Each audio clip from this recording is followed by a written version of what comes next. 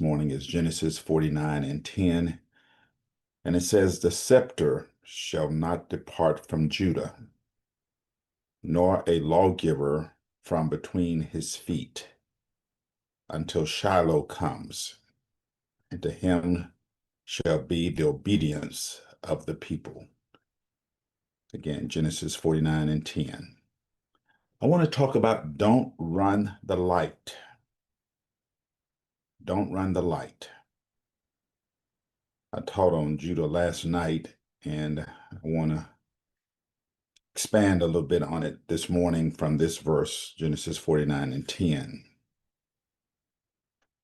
You know, every one of us as drivers, we know, whether we want to admit it or not, that running the red light never saves time, but it normally creates damage. We can be in a hurry. We can be running late. We can even feel justified to run the light. But one thing we'll discover is that intersections don't care about our urgency. They operate on a timing. They don't operate on our emotions. They're not compelled to change because we blow the horn, because we scream, because we um, mash the accelerator. None of that moves the light. The light is not sensitive to our emotions. And most serious accidents don't happen because people didn't want to go forward. They happen because someone went before it was time. I hope you catch that. Someone went before it was time. Now, this verse is tailored to teach us that reality. Judah is being blessed by his father, Jacob. He's already cursed Reuben, Simeon, and Levi, and now he is going to bless Judah. But he blesses him, sitting him at an intersection. And the last words that Jacob gives to Judah, they are measured words, they are deliberate words, they are prophetic words. But when he speaks over Judah, he says something that sounds royal, but it feels restraining. He says, "The scepter, the authority, shall not depart from Judah until Shiloh comes." Now, that word "until" there is the red light in the text. He's giving him authority, but he's going to sit until Shiloh comes. Judah is promised, again, authority, but not immediate movement. He's given position, but he is not given instant fulfillment. The scepter does not mean that Judah is always moving forward. It means Judah owns the lane, even when the light is red. It means that the highway is yours, Judah, but you are obligated to the traffic signals.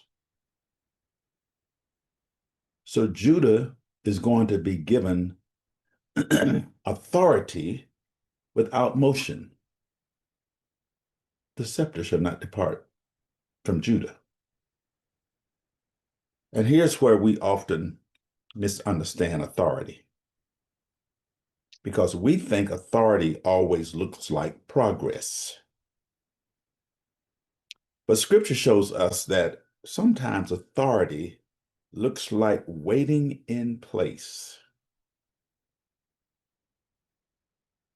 True authority is obedience. Sometimes, while we want authority to look like progress, it really looks more like waiting in place. without quitting at the intersections.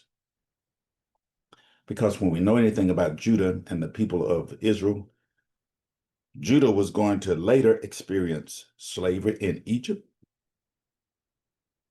exile in Babylon, oppression to Rome. So from the outside, it looked like the scepter was gone, like the authority was gone, because that's what a scepter is. A scepter represents authority. But Genesis 49:10 is saying that the authority is not departing. The authority is timed. Just because Judah wasn't moving didn't mean Judah was disqualified.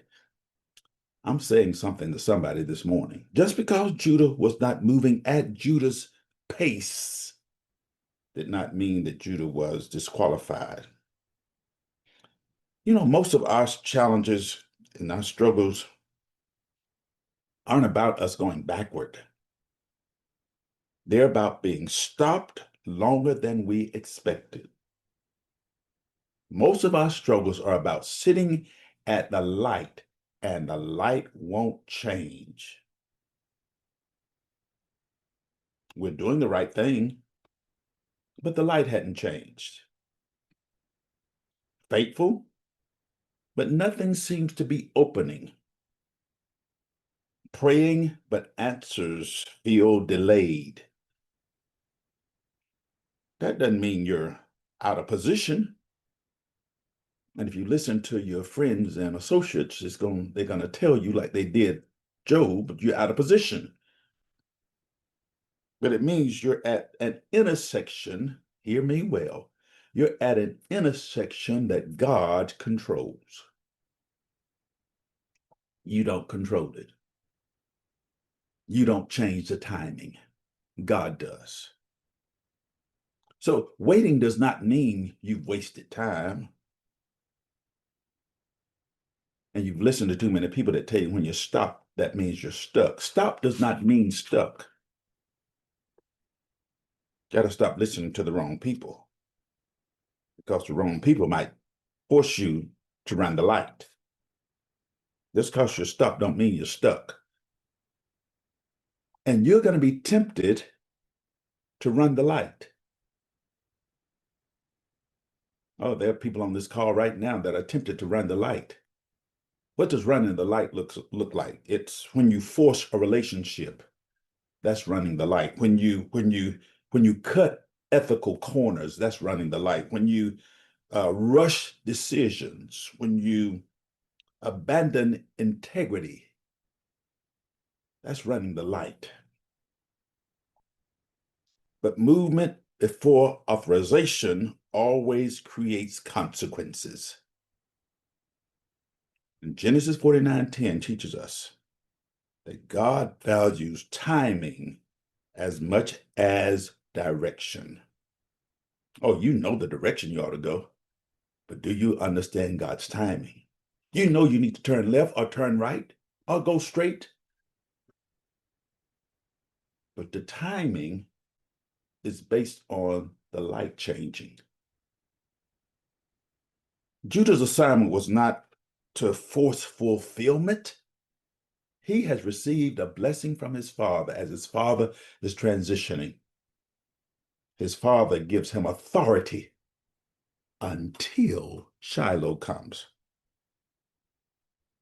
That's the struggle, because we don't know when Shiloh is coming. That phrase, until Shiloh comes, that means there is a guaranteed change coming. Shiloh, a guaranteed change is coming. Shiloh, a guaranteed change is coming, but until it does, you got to sit at the light. And you can't rush Shiloh. Shiloh represents appointed moment. It represents the rightful ruler.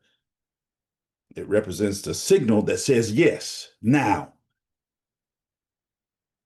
Judah does not create Shiloh. You can't orchestrate Shiloh. You can't, you can't make Shiloh do what you want Shiloh to do. Shiloh simply stayed as Shiloh, and Judah's assignment is to stay as Judah until God says it's time to go. That's resilience.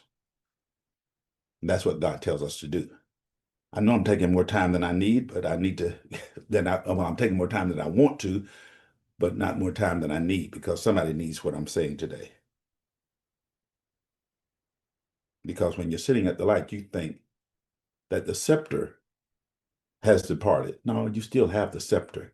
You still have the authority. Your assignment has not been revoked.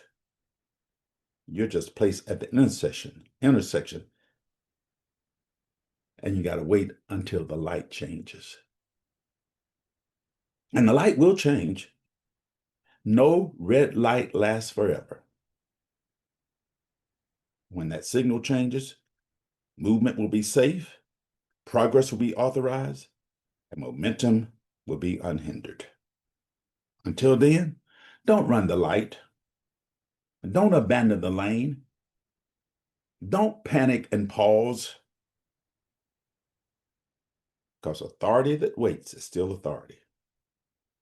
And position that pauses is still position. Hold your ground, trust the timing, don't run the light.